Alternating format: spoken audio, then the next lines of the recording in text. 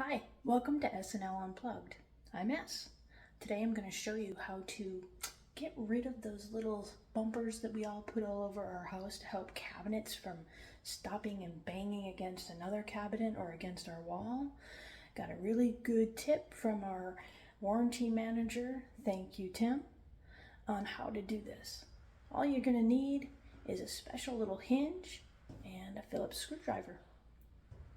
Does your house have a lot of these?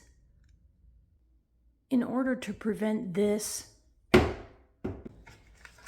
so instead of buying these bumpers and having them all over your house, instead buy these. Now there's different ones for different types of hinges, so you're gonna have to look and see what kind of cabinet hinges you have to make sure you get the right ones. But they look like this. They come in a little package. Sometimes they're stuck together.